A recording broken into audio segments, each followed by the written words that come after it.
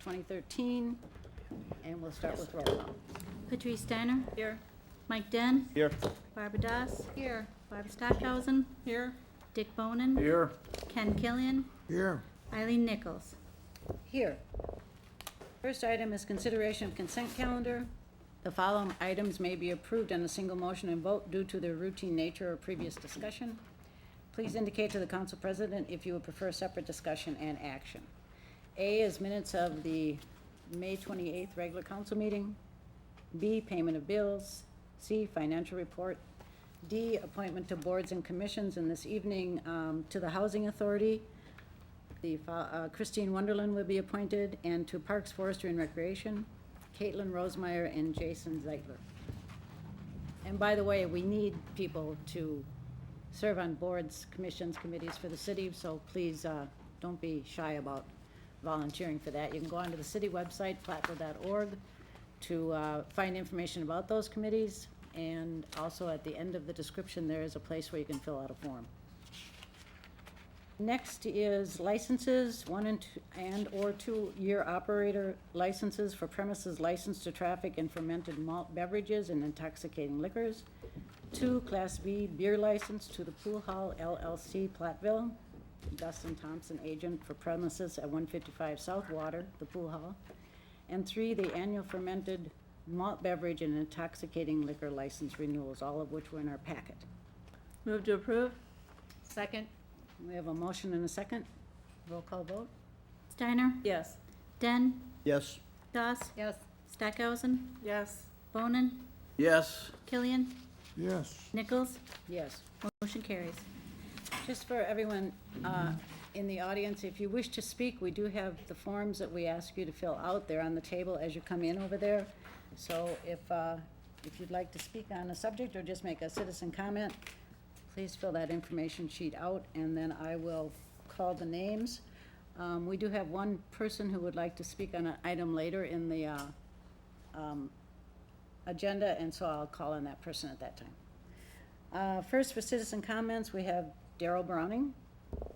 Daryl, if you come up to the microphone, please. And after Daryl, we have Carolyn Schuler. So if you would give your name and your address. And we do ask that we limit comments to 5 minutes. Okay. Hi, my name is Daryl Browning. I'd like to start out by saying a home is something that can burn, crumble, and trap you, but at the end of the day, you are happy to go to. This is a quote from an 8-year-old. Platteville is my home, but when I try to sleep at night, my stomach turns and I worry that the city will seize my property. Many mornings I throw up before I go to work. Please make this end. The stress is killing me. The city building inspector is terrorizing the taxpayers of Platteville. What he does behind locked doors, you need to check. You need to call 84 people who were ordered last year to paint their houses. Have you ever been asked to fill out a survey when you left a business? Ask the city manager how many people he called to check on the treatment they received by the city building inspector. If his answer is none, then ask why. Over the years, I called my customers continuously to check on my employees. I have a friend whose home is beautiful. It is so clean you could eat off his porch roof, his porch floor. The interior of his house is like wow. His backyard has a brick walkway, a flower garden, and a vegetable garden, and a child's playhouse he built himself by hand. This is where Rick Renaker comes into the picture.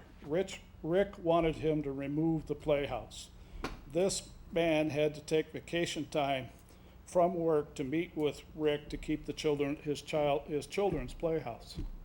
Now fast forward 16 years. His children are grown and in college. This man's parents were born and raised in Platteville. He was born and raised in Platteville. He took his first steps here in Platteville. They are now considering leaving because of the treatment they have received by the city building inspector. Remember, 84 people received received letters to paint their house. The vast majority of them were senior citizens. A man living on the west side of Platteville is the same story, except he doesn't have a playhouse. This man has been active in sports, donating hundreds of hours to the youth baseball and basketball program. He is now considering leaving Platteville because of the I hereby order you letters. Another senior who owns rental property was sent a letter to clean up garbage and a fine in the same envelope. He cleaned up the garbage the same day he opened the letter from the city. This senior no longer lives in Platteville. Another senior who was a job provider was harassed by Rick over where he parked his work truck. He no longer is a resident of Platteville. At this rate, the way the city is after the seniors, you won't need a senior citizen center. I have not said who these people are because I respect their privacy. And I know that the city building inspector would show up with his camera making sure they had another reason to leave town. Most people don't like to be fined $790 on their birthday. After talking to two of the council persons, there seemed to be confusion as to what you can and cannot do. So I direct these questions to our city attorney. 1, can the city council change codes with a majority vote? He's not here tonight? Shucks. Okay. Rick Renaker testified under oath that he could enter anybody's property anytime he wanted to. There is a record of his testimony at the courthouse in Lancaster. It's Darrell Browning versus the city of Platteville. A lady in Platteville wanted to buy a duplex. She would live in one side and wanted to rent the other side. The city building inspector told her that if she bought that house, she would have to take her bathroom door off. She didn't buy the house. How this city could put its name in for the Great American City Award is beyond me. One thing the award committee evaluates is the cities on how they treat veterans and their families. When Rick sends out, I hereby order you, there is no consideration for anyone who is handicapped or serving in the military. As a family informed us that while their young person in the family was fighting in Iraq, Rick found his car and declared it junk and ordered the city to remove it. Now for the people in TV land. I ask you to call your council or councilman or woman to let them know if you think I should be put in jail or not. Remember, when the city sent the Collenbacks to jail, they were working on a house trying to make it comply with city codes. Your council person needs to hear from you. Plus, I don't want to go to jail because my weed eater broke. City Code 5.03 states, any car shall be considered junk or abandoned if it is not licensed for the current licensed year, or it is not in operating conditions for 30 days. I am a licensed dealer by the state of Wisconsin. I am licensed to buy and sell cars. One of the things I have to do is inspect a car before I can sell it and disclose or repair anything that's wrong with it. I have to buy a dealer's license and carry a $25,000 bond. In order to get a car ready to sell, it takes time. Now, if you want to take a little break, call the police in to arrest me because I'm about to confess to a very serious city violation code. We can do that. Mr. Browning, I don't care to take a break, but you have used your 5 minutes, so if you can I finish up. can't hear you. Oh, I'm sorry, you have used up your 5 minutes, so if you could finish up rather quickly, I'd Okay. appreciate it. Best year I ever had, I sold over 150 new cars. By the way, new cars have to be inspected also. Most of these cars were on my property for over 30 days. That same year, I sold over 200 used cars. They were probably most of these were on my lot over 30 days. Last week, I contacted Todd Gillen, who owned Mountain View Motors, and asked him if I could quote him and asked if he ever had a car on his lot for more than 30 days. His answer was thousands. I am also a licensed U-Haul dealer. Last winter, I had a U-Haul that was in one spot so long that I had to get a bucket of water to get it out. I know it was there for more than 30 days. When I became a U-Haul dealer, I didn't rent any equipment for almost 90 days. I set a U-Haul record. Now, your city employees are not implying the code fair and equal. If they were, Todd could have been fined thousands of dollars. The International Maintenance Building Code needs to be dropped from city code. What Europe does should be their business, not ours.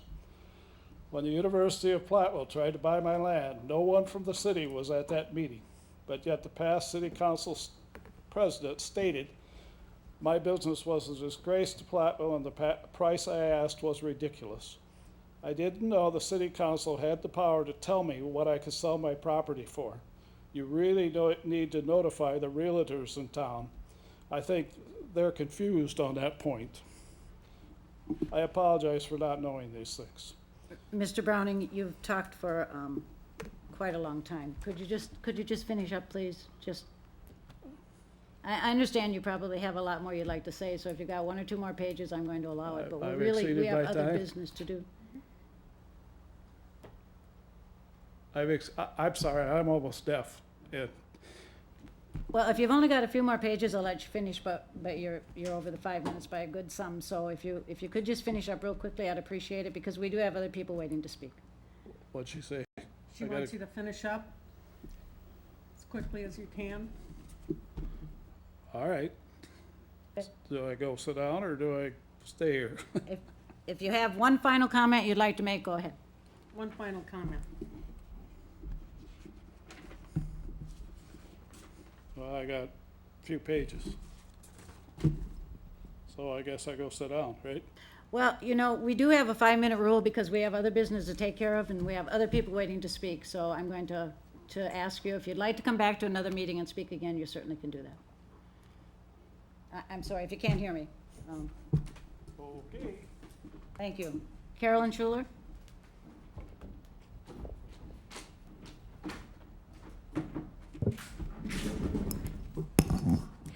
Carolyn Schuler, 160 Stonebridge Road in Platteville, and I'm wearing a number of hats tonight.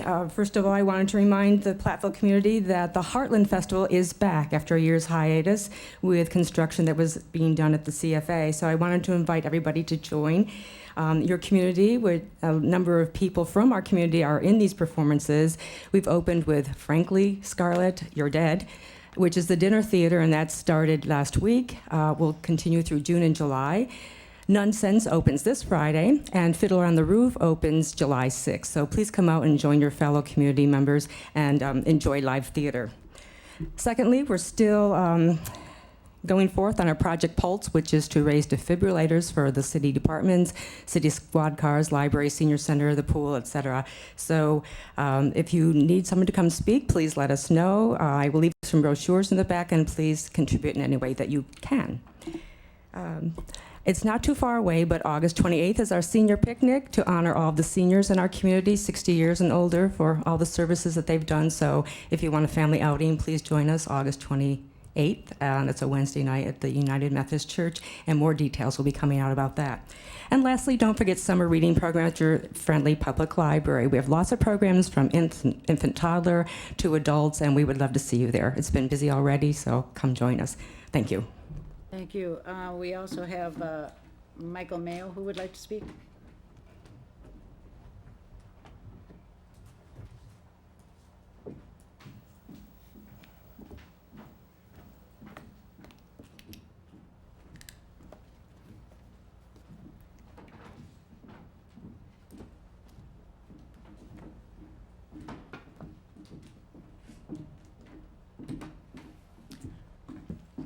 Michael Mayo, 375 South Chestnut Street here in Platteville. I'd like to go on record again that this is the 6th time that I'm going to ask for an agenda item on starting this meeting with the pledge to the flag. It's been too long since it's been. I understand it was done in the 60s and just thrown away. We have 3 members of the military on our city council, and I cannot believe that this item is not being put on the agenda, at least to honor them. The American flag is something that they fought for. that we all stand behind, that we are American citizens because somebody created that flag for us. This country goes on and on. It's got a reputation of being a very strong country. That's because we show our patriotism. I was at 9/11, at Ground Zero. My wife and I were there to give our assistance any way we can. It was not a very nice sight, but yet the American flag still hung high by those members of the police department and the members that were clearing out everything. Why? Because it's our country. We go ahead and pledge to our country every day. We've been doing it since we're in grade school. Since we're in kindergarten, we started saluting and pledging to the flag.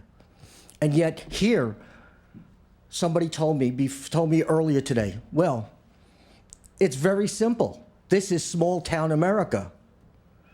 But he put that one sentence, the one word in there, America. We should be pledging to that flag. Another topic I want to talk about is, like the 84 people received letters about, noxious weeds. And I noticed, Mr. Crowfoot, that the police department, the weeds at the police department that I identified last week were finally cut. I think it's rather sad that I have to point it out when this is our police department and you don't care about that. There are tremendous amount of sites that I see noxious weeds in throughout this city. I'm the only one that sees them? I doubt it. You're responsible for the weeds. He's responsible for this Great American Cities routine. Mr. Berkey himself is going to get a 3-day all-expense paid vacation. Thank you, Ms. Doss. You decided to come up after Mr. Berkey came up with this tremendous idea, but no investigation was done on this. But you already guaranteed him $7,500 or 50% of his bill. And then you went in even further without directing this man, our city manager, to go ahead and make sure that our vendor for our computer system fixed the system. Now, you, in your infinite wisdom, went ahead and made sure he had at least $5,800 to spend. And city council president, it was great of you too, to throw away the idea of pledging to the flag. You've got 3 members that are sitting on your council that are veterans. The last week, 2 weeks ago when I spoke on this, unbeknownst to me, I had a standing ovation in the back from our senior citizens. Why? Because they start their meetings, and every day they pledge to the flag, just like you and I did as a child. They're continuing on that spirit. And yet, this city council, in every city council I've ever gone to, they start the meeting with the American flag. But you denied it. You denied discussion on it. Yes, I heard. I inquire. So where are we going to go? We're going to have a city council president that knocks down silly traditions like pledging to the flag. We're going to have a city manager that constantly decides, oh, that's no problem. I'll spend more of the city money when the money's not there to spend. Remember, we were told we're in a very financial crisis, but yet $13,000 is being thrown out the window because the Great American Cities gets us nothing. It gets us a tag to put on underneath our city. It gets us 0 revenue. It gets us 0 economics. And it gets us 0 in even tourism dollars. But yet, the city spent $7,500 at least on that. How much more money are we going to spend when Mr. Berkey comes up with these convoluted ideas? We're going to save this city. We're going to help this city. What are we gaining? Other than your 3-day vacation for you, Larry. Mr. Mayor, you've used your 5 minutes, so if you have additional comments. Yes, I do. Sure, okay. I'm I have sure one that- additional comment. Okay, one additional comment. I'll give you 1 more minute. I want to know why the Pledge of Allegiance is not said at every meeting. That's your final comment? I want an answer. As you're well aware, because you've spoken a number of times at the council meeting, this is not a discussion No, I time. spoke at a council meeting when a dictator was there. Thank you for your comments, Mr. Mayo. I'm still waiting for a response. I understand that, and we will not be discussing it this evening. So Thank you. That says even louder words than I wanted to hear. we'll go on to our agenda, but thank you for your comments. Next item on the agenda are reports. In your packet, there are committee reports where a council or staff representative may have a comment. Tourism Committee, Steiner. Nothing to add. Water and Sewer Commission, Steiner, Killian, or Bonin. No addition. Plan Commission, Mike, you have anything? Nothing yet. Yep, I don't have anything to add to the minutes. Freudenreich Animal Care Trust Fund, Stockhausen. The 112,000 was sent to the Platteville Community Foundation, and we passed our budget. Great. It was sent to the Community Foundation of Southern Wisconsin, not the Platteville Community. I was reading our minutes, sorry. Please write the appropriate name. I will. Thank you. Other reports in the packet, the airport financial statement for May, the water and sewer revenue and expense report for May, city attorney itemized statement, and department progress reports. Any questions or comments on any of those? I would just ask either the city clerk or Dwayne to reiterate about open book and the Board of Review schedule. Somebody?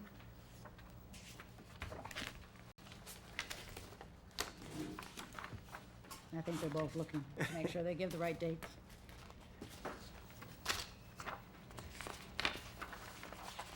Again, I would encourage people, if they have received a change in assessment and have questions about that, this is the time to ask that. Taxes are based on your assessment is sent now, and any issues that come up in December, you're like 6 months too late. So, that's why I, again, suggest a review of the Board of Review schedule.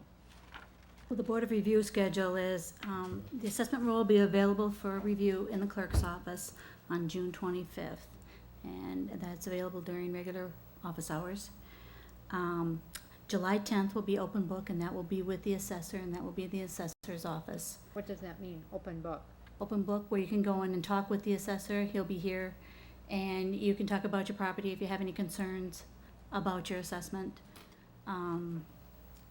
And he'll be available from 12:30 till 4:30 that day on July 10th.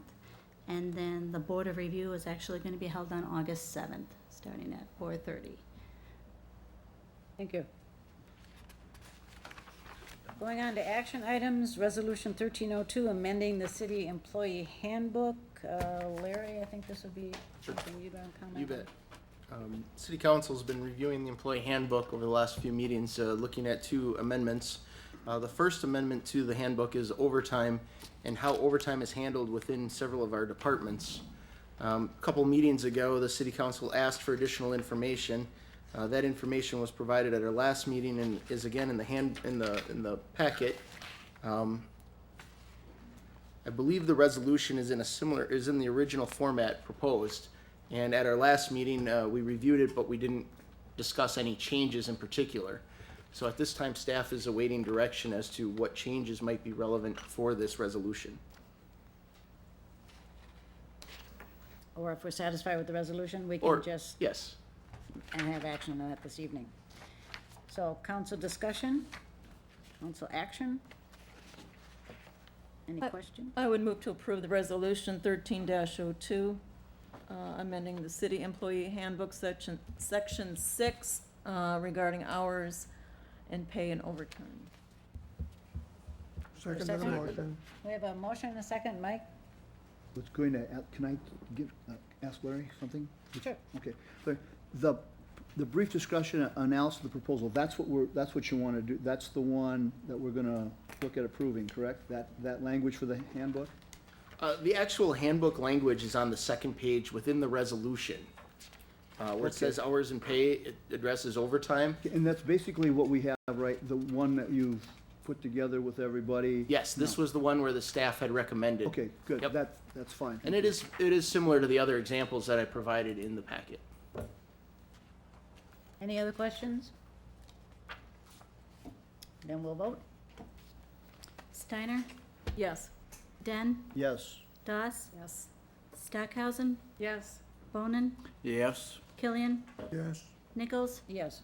Motion carries. Resolution 1320, approving the 2012 Compliance Maintenance Annual Report. Howard, would you like to comment on this? This is our annual report to the DNR regarding our wastewater collection system and our wastewater plant. Because of the work of our people, we have another exceptional report. The only downgrade in our report is one sewer collection system overflow that we had. So the Water and Sewer has reviewed and recommends approval. Any comments or questions? Make a motion to approve Resolution 1320, Compliance Maintenance Annual Report. Second. With a motion and a second, I would just like to comment that in the years that I've been on the city council, this has always been the case. We've gotten excellent reports, and it's a real compliment to the employees that we have working in that area.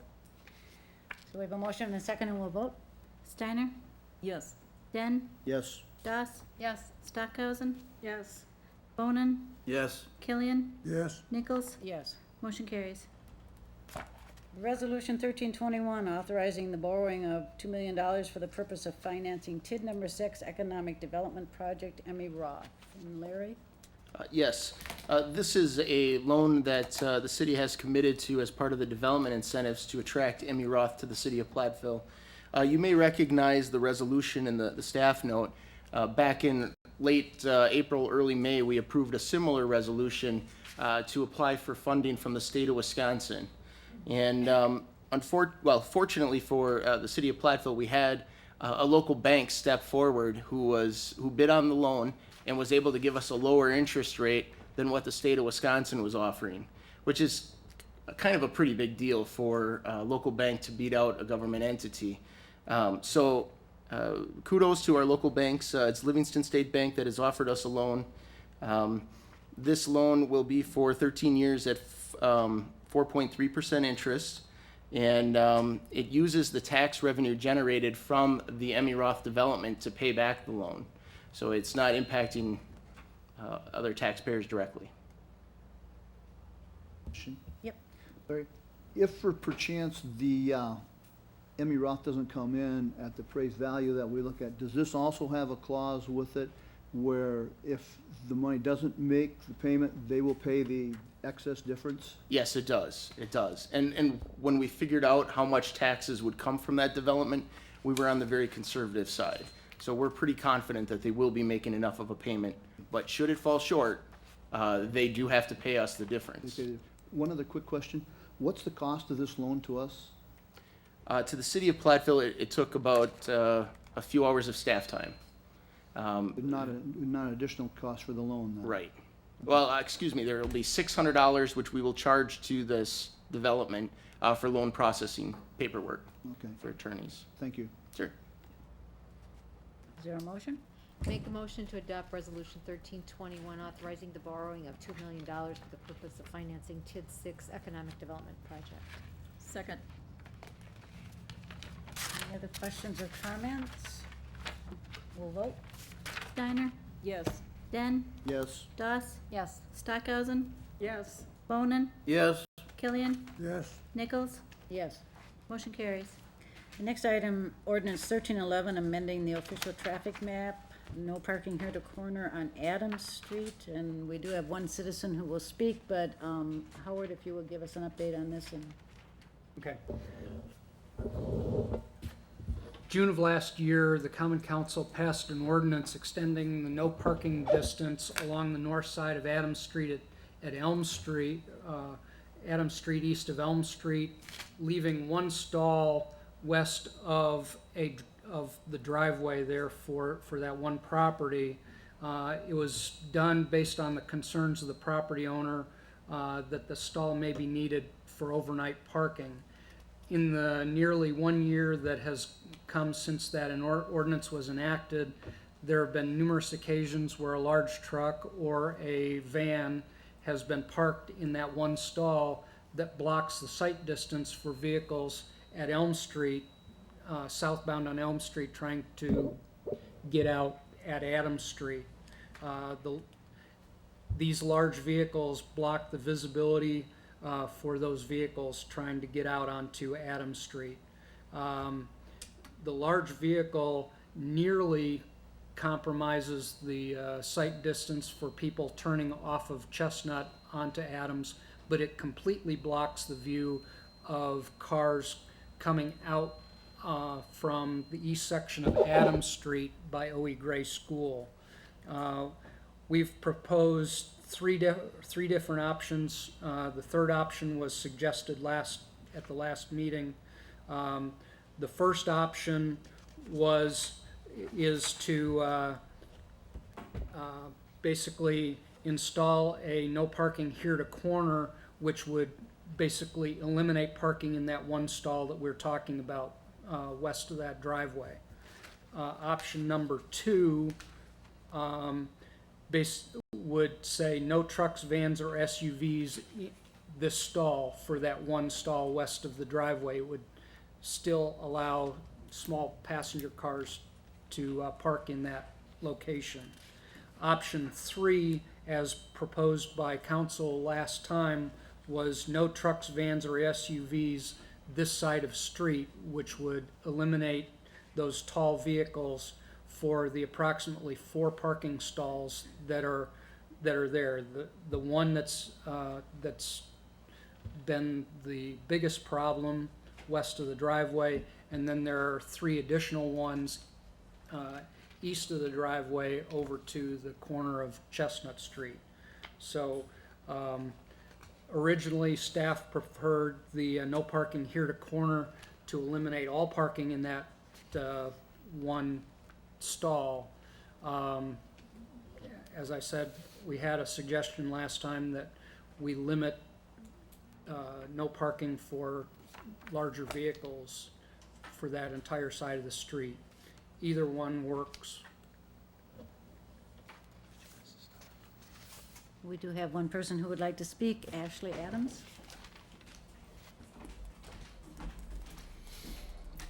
You would give your name and address. My name is Ashley Adams, and I live on 280 West Adams Street. I did not know about the last one that you just updated me on. If you decide to make no parking for no large vehicles all the way back there, that's where we park our vehicles, we're gonna have to park on the opposite side of the street, and you're gonna create the problem. You're just gonna move it from one side of the street to the other side of the street. And I don't understand what the difference is. I thought it was just at one stall, but if we park our truck on the right-hand side versus the left-hand side, you're just gonna move the problem. The problem is people are speeding around the corner, and when you turn on the Elm there, they take it as a shortcut, because my neighbor has complained to me. I talked to her this morning about it. She almost got hit the other day when she went to pull out. They're speeding, they're using it as a shortcut. We need people to patrol that area and have the traffic slow down. It's not that the larger vehicles are Ashley, making it I'm hard. sorry, could you look at us when you, because when Oh, you're speaking sorry. into the microphone and we record it, so it'll pick up your voice. better. Okay, it makes it hard. Now I forgot where I was at. But anyways, I don't understand what the difference is between my parking spot and over here by the coffee shop. You guys did have a sign out there that said no truck or SUV parking, and it is now gone. When you pull out, you cannot see. You have to nose out. It's just one of those spots where you have to look. And it's the same thing at my corner in my house. When you stop there, you have to stop and look. And when that traffic comes around that corner, and if they're speeding, it does make it difficult to come out. But, I mean, what are you gonna do? Are you gonna go around the whole town of Platteville and paint everything yellow on the curbs where people live because they can't see to get out? It's just, if you can't see and you think it's a dangerous corner, take a different route. Because I know where, I think it's the old Napa building, you guys took that out, but I would not go down that street because I could not see. It's just the way it is, I guess. And I feel if you put no parking there, it's not gonna do anything. How does this affect your living? You have a driveway I have a driveway on the side, on Elm Street. correct. But if I park my vehicles on the side, then the neighbor lady cannot see. Because we've tried that. We've moved the vehicles. You can't park them in your driveway? When Have you're you done seen- I construction? can't right now because No. of construction. But when you're done construction, then you won't need the street for your vehicles, correct? I will still need additional parking, yes. Okay, but have you yourself tried coming down Elm Street? Yes, and I have. Go straight across Yes, I have. and have I did it this weekend. My white van, 15 passenger van, was parked out front. Right. How And far out into the intersection did you have to come before you could see the car coming off of Chestnut coming down Adams? I had to creep out just like you would over here on 4th and Main. And a lot of times on 4th and Main, you cannot see at all with the vehicles there. You have to look for the reflection in the building to see the cars coming. There, we're talking about a 15-mile-an-hour speed limit. We're talking about a state highway over Yeah, and here. it's 25, and people are not driving 25. They're Okay. going much faster than 25, making it harder to get out. But don't you think safety's gonna be the first issue? Yes, we need Then- police then- over there to enforce the speed limit. Okay. I have a question. Yes. Was that your white van sitting out there all weekend? Yes, that's Okay, mine. that was, like Friday to, it's still It there is today, moved. right? It Correct? did get moved. I Yeah, did move 'cause that vehicle. Okay, because I pulled out there today trying to get out there. You have to get almost 2/3 of the way into the intersection of the lane to see, okay? There also, just for your information though, there's a 48-hour parking issues for vehicles so you should have really moved your van so it doesn't sit there. It did, 'cause you don't- did get moved. I know, it didn't, yeah. It is, if you go, it's moved right now. Yeah, okay, Said but she anyway, did because I went by, I was checking it, I was just curious.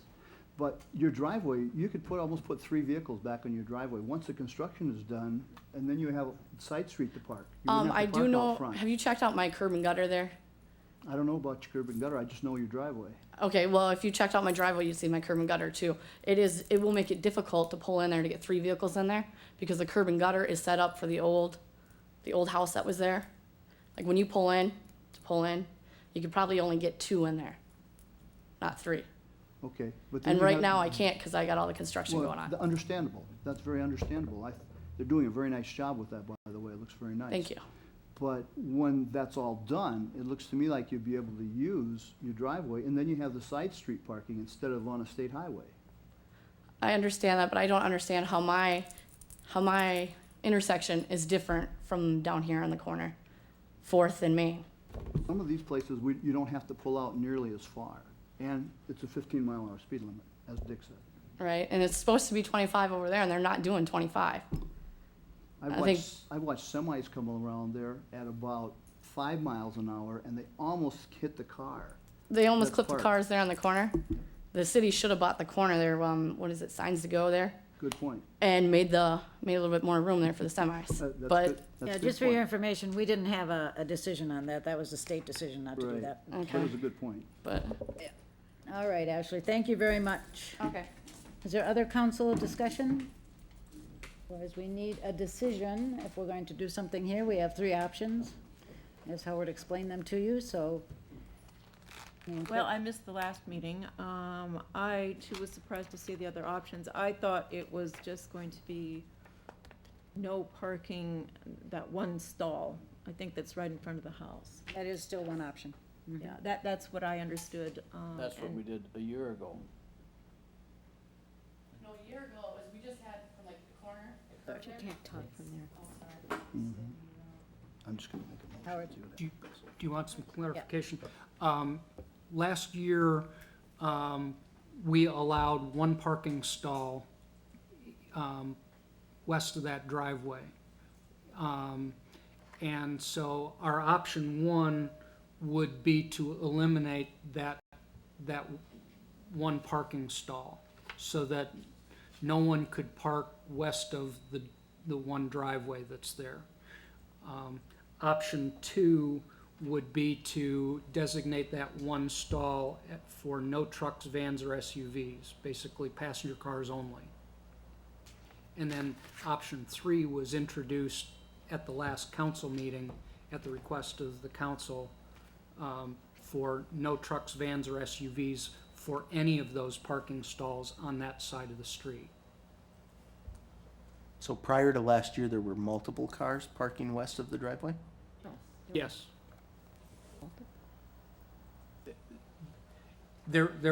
Prior to last year, there were at least 2 parking stalls in there, and we moved it back 1. If there's no more discussion, I'd like to make a motion that we accept this ordinance with condition number 3. Is there a second to, Second to the motion. all right, we have a motion and a second. Is there any further discussion? She raised her hand, I don't know. Talk anymore. The lady. She knows. Oh, did you want to make another comment? Sure, go ahead. After we have a Is there any way we can change the speed limit there to slow it down? Because like you said over here, 15, it's slower, but you still can't see. Can we change the speed limit instead of getting rid of the parking spots? I think that's a question for Howard. Because I don't think it's so much the parking spots and not being able to see 100%. Because you're gonna take out all that parking there. We don't want to get rid of it all, we just want to make it user-safe, all cars. We don't want to take away any of your parking spots. What's the last one then? Just make it, all the parking stalls will stay, but just for cars. Okay, I think you're gonna shift the problem from the right-hand side then to the left-hand side, because then you're gonna force me to park on the other side of the street. Well, actually, right there, it's a turning lane, so you can't park there. What do you mean? There's 2 lanes right there right across the street from your house. One is if you're going straight ahead, you stop. The other is a right-hand turn only, that's a separate lane. There's no turning lane across my street. If Yeah, I there park in is. front of the neighbor's house. Oh, My house well, is here, straight across here. The red brick house. Yeah, the red brick house, that's where I'll be parking my vehicles, and it's just gonna shift your problem from the right side to the left side. That's why I think the speed Chief? limit is the answer. Or Howard, either one. Isn't there a turning lane there, like Mike is trying to say? No, there is no separate turning lane. There is a, it is wide to allow for trucks to maneuver through there. There's no parking for a certain amount of distance back. I would have to look at that. But there are, in fact, parking stalls from Elm Street towards Chestnut on that south side. I'm not sure how many there are, like 3 or so. And so what she's saying is that her truck would then be moved to the south side of the street, and then she believes that would pose a problem for people northbound on Elm Street. What- I don't know that I think that- would not occur. My point, Howard, was at the stop sign, where it's a right turn, no stop, or the other people on the other lane stop to go straight ahead. You're telling me that's not a turning lane there? There's no separate lanes there. Really? Everybody stops straight ahead, but there's still room for you to go around and make a right-hand turn and not stop. But it's not designated, okay. It's not designated as such because the extra width is needed for the large trucks so that they can make the turn. Okay. But And I always thought that was designated. if she was able to park over there in 1 or 2 spots in front of that red brick house, that would even help. Because if you're coming down coming down Elm, you're gonna be able to see Chestnut. If you're coming up Elm from the south side of Adams, you're still gonna be able to see Chestnut because the traffic you're gonna be looking for is coming around the corner and coming, on the southbound or westbound side. So you're gonna be able to see it from either side. Probably, yes. And I also know that on my side, we park farther back. They painted it, that extra spot. So we're gonna be parking closer to that corner there too on the other side. And it's gonna make it harder for them to see, I think. If you park Okay, if across If I the- park across, because on my side of the curb, you can only park 1 car and it's painted that, and it's just the normal distance on the other side.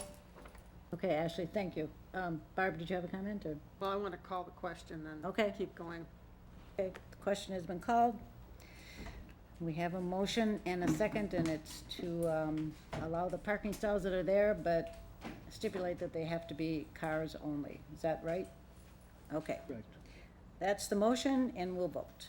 Steiner, No. Den, Yes. Doss? No. Stackhausen, No. Bonin, No. Killian, Yes. Nichols, No. motion fails. I make a motion, we adopt the ordinance that allows, that is no parking in the one stall closest to Chestnut Street. That would be option 2. So there would be one stall designated no trucks, vans, or SUVs. This stall, it would be the parking place closest to North Elm Street. Second. We have a motion and a second, and that's option 2. That motion has been heard and voted on. We can't bring up the motion again at this meeting. Mr. Mayo. Over with. You can't, All right, you can't, all right, so we've, I mean, he can't. speak. yeah, I know you can't. I call point of order, I can't. Is that correct? As far as I know, we can have another motion. Then come back. That But the motion was motion defeated, failed. and we The should have motion another motion. failed. This is a different motion. This It's is a a different different- A option. different motion, so Motion, we, different option. yes, and Mr. Mayo, please restrict your comments. We will have we have a motion, and it's for option 2, and we will vote. Steiner, Yes. Den, No. Doss? Yes. Stackhausen, Yes. Bonin, Yes. Killian, No. Nichols, Yes. motion carries. Next item is award contract for 1113 gazebo painting. Okay. This involves scraping and painting of the gazebo in City Park. Funding was included in the park's maintenance outlay account. Project budget was $17,500. We had 3 bidders attend our mandatory meeting. Only 1 bidder submitted a bid. The bidder was Pierce Precision Painting out of Hazel Green, in the amount of $14,990 for the base bid, which is basically all the white sections of the gazebo, and $4,990 for the green roof. The total bid is over our original project budget by $2,490. Based on this, we recommend award of the gazebo painting base bid only to Pierce Precision Painting in the amount of $14,990. Any questions for Howard? Well, I do have a comment. So are you suggesting, Howard, that we do the second half next year then? The green, you said the green part? Basically, the roof is what I'm, So you're saying, that's, we would do that at a future date, A future whether it be date. next year or some other time, that would be. okay, I would prefer just to do it all at once.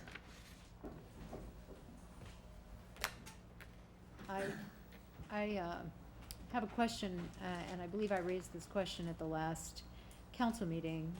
Music in the park starts quite soon. In fact, the city band, I believe, plays next week.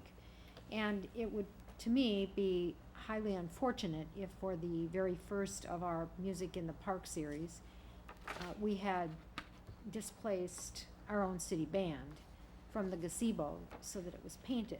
So I want to know something about the timing of this. I spoke with Mr. Pierce, and he says that if we have weather unlike what it's been lately, but if if we have good weather for an entire week, he believes that he could start the painting Friday morning and be done on that following Wednesday evening.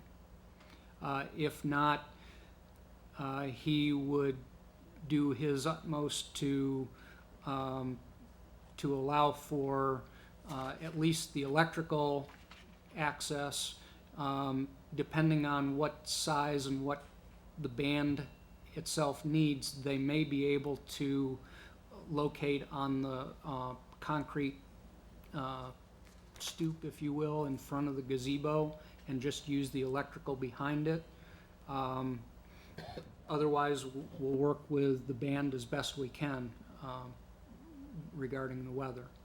My intent was that we wanted to have this work done prior to Party in the Park at the end of July. I don't have the full schedule with me, but it would seem, I mean, I am against displacing the city band on June 20th. I don't believe that we will be able to have it done or get started before that date. So as long as they start after the 20th, it's okay. Yes, with Okay. with the understanding that, And we've worked with Jack Lipke trying to make arrangements, so. that there's a music in the park every week, Thursday. every Thursday, right? You want to speak to this at all, Jack? I have a question for Howard about the roof. Did you make a close inspection of the roof as far as its condition? I did not bring my ladder to get up there to take a look at it. I was up on City Hall a number of times. I was on the library looking at that roof, walking around on the roof. So what's the condition of the roof on the gazebo? I was not on the roof itself. There are fasteners that will need to be tightened down and things like that. We will be looking at it. If in fact we do the entire roof, we'll be looking at it as it gets scraped so that and prepared so that we do what's necessary for it. It seems to be in fair condition other than the fasteners. Some are missing, some are loose, things like that. The screws holding the roof down to the roof joist. Has the roof been painted separate time from the rest, that the rest needs paint now, but not the roof? I think that if we can do both now, that we should, but my recommendation was based solely on budget.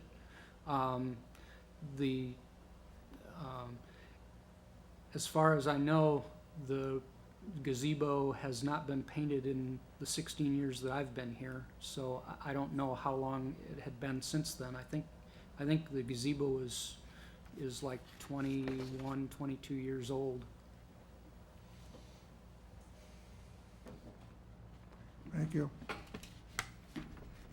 I'm Jack Ledke, the Main Street Program Director, and we are the entity that puts together the music in the park and the schedule and the bands. And to Alderman Doss's point, the city band is the largest group that we have, and they would occupy all of the gazebo. They did last year. They hardly were able to squeeze them in, and they would not fit on the patio in front, nor could they bring all their instruments and their stands out on the grass. So I think if you got past that particular group, then we could work the schedule so that it would work with the smaller groups. Some of these only have 2 or 3 people or 4 in a group, and they in fact could then move out, as Howard has indicated, onto the patio. And I wouldn't want music in the park to be disrupted by the painting, but the gazebo needs to be painted. And I know that Howard kind of inherited that last year from a standpoint of we were very vocal about wanting to get that cleaned up. There were everything from weddings to music in the park to everything else that goes on there, to some church services. And that really stands out the way that looks now. And we're happy that the city is considering this. I would encourage you to consider going above the budget and having the roof done at the same time, because when we solicited some comments from painters last year, they indicated that the roof is badly faded, and to as we all know, if you did half of it this year, it probably would be a difficult thing to get the other half done next year, just from a budget standpoint. But, and because we waited, as Howard said, it's been a long time since it's been painted. So I would just encourage you to consider that. We will deal with the music in the park issues once we get past the city ban. Yes? Do we have any ideas what a new roof would cost versus painting? I don't think that was explored, Dick. I did not. No. It just looks to me like, it seems to me that that's a pretty good hefty price for painting. But then again, we haven't got nothing to compare it to. We only have this one bid. Right. How do we know whether we're in the right ballpark or we're in the wrong one on this price? Yeah, and I was surprised that there was only one bid on it. There were 3 companies that were asked, and evidently we received only one bid. That's correct. Thank you. Thank you. So the total is $19,990 to do the base and the roof. And the project budget was $17,500, so I guess the question would be, is there available money in any other budget or some other way in which to complete both projects this year if we would like to do so? What? Anybody have any questions or comments, or otherwise a motion? Well, I believe it needs to be done. I really can't recollect in its existence, since it was installed, that it was painted. And perhaps that speaks to our need to create a ongoing maintenance program so that these things don't happen. I too would prefer that we do the whole thing, the painting on the sides and the roof, but I don't know where you come up with $2,500, although we could just take it out of the money that was left over from the assessor's contract. That seems to be a likely place to get this money lately. Is there money there, Dwayne? Yes, question. For Parks Department, since it's in the park. We've tapped into it for some. I think there's still some left there. I don't recall it all for sure, but You could probably do that, or maybe the fund balance if you wanted to change the budget.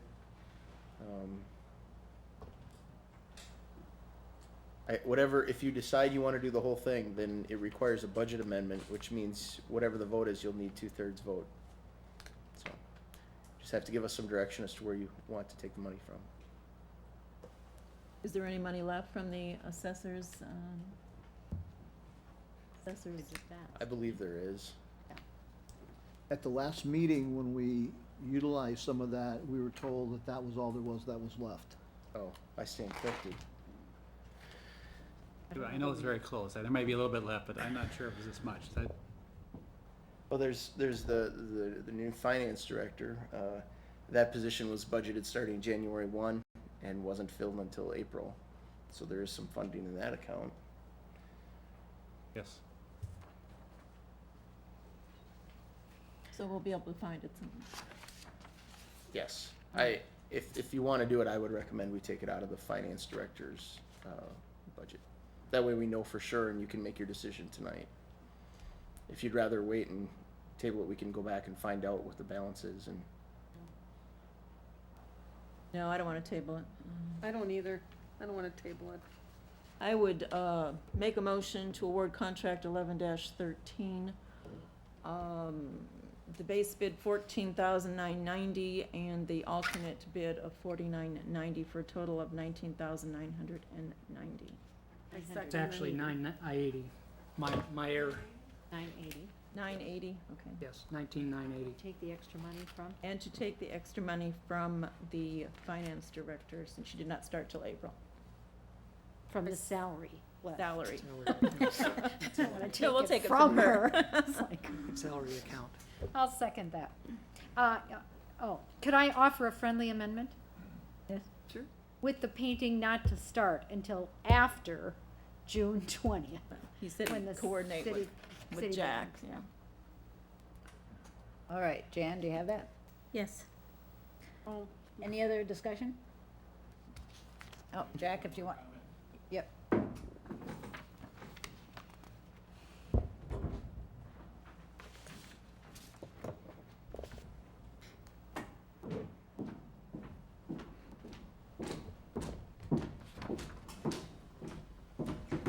The only comment I wanted to make was that if you're spending all this money, and it may already be in the contract because I have not seen it, but there should be a period of time guarantee on this painting project, because when we were discussing it with the various people last year, they were willing to make that kind of a commitment on the guarantee on the work, and I don't know how. 1 year.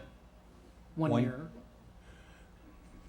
What is the guarantee of the paint is 1 year, or they guarantee to get it done in 1 year? No, no, no, no. The workmanship. The workmanship and the paint. They indicated last year that it would have a lifetime, a guarantee on the lifetime of the paint, so that it wouldn't start peeling off, that their work would be guaranteed for a period of time. And I just wanted to make sure that was part of the agreement now, because you're spending a lot of money to get that thing painted. And it sounds like it is part of the agreement. But just, 1 year warranty is one of our standard warranties for workmanship on public works contracting. We retain money for up to a year on the contract to make sure that it's properly done. That answer your Okay. question, Judge? Yes, it does. Thank you. All right. I believe we have to vote on the amendment first. no, I Or think just, it was a friendly amendment, so we're just gonna vote on the full motion. Roll call vote, please. Steiner? Yes. Den? Yes. Doss? Yes. Stockhausen? yes, Bonin? Yes. Killian? Yes. Nichols? Yes. Motion carries. Information and discussion, a resolution amending the city employee handbook. This was in our packet last time. Larry, do you have anything to add? You bet. Last time, there were several changes that was requested by the city council after reviewing the campus closure policy with UW Platteville. Specifically, one of them came about as to who are the essential or non-essential employees that are covered. How do we communicate this? And I tried to incorporate several of those concerns into the revision of the resolution. I stayed away from listing specific people or individual positions. I guess when an emergency occurs, whether it be a broken pipe or something that doesn't rise to the level of the emergency operations plan, it may impact different personnel depending on the emergency. And so I stayed away from listing specific positions that were required to stay, because I felt some emergencies, some positions wouldn't be the same people every time depending on what the emergency was. So I've put together the revised resolution, and I'm willing to make changes. You just let me know what you want. Any questions? No, I would just, Larry, I would just add, in your third paragraph, Yep. it says, employees will be notified by their supervisor of any decisions made by the city manager. Yes. I'm assuming that this relates to designation of essential personnel. Yes, or facility closure. Yep. And I think you should specify that, because it's like, Okay. notified of what? So employees should be notified by their supervisor of decisions made relative to essential personnel and/or building closures or whatever. Okay, I don't got think it. it's necessarily a part of what you would believe that would, I mean, the inference isn't great enough, in my opinion. Any other questions or comments on that? I have one. Yes. I'll just wait till Larry gets done writing. Okay. Hey, thank you. It's okay. Okay. When you mention not specifically mentioning a position or anything, Yeah. what about when you have a closer, not an emergency well, you could call it emergency situation, I guess, but it's not like water break, tornado, or any of this sort of thing. you close down because of weather, okay? Mhm. You still have to have certain people that have to stay. Yes. Will you designate those so you Yes. know, so we know who they are? Yep. Instead of, And if it's a weather issue, I think it's reasonable to say that certain positions will know that they have to stay. what they are. Yeah, we're not gonna send home the whole police department. We're Exactly. gonna continue to police, and we're gonna continue plowing if it's a snow Fire and sewer emergency. department, Yeah. Yeah, we'll make Those- sure that. Those will be designated and they'll be out there on a list then? Yep. Okay, thank you. Yep. Any other questions?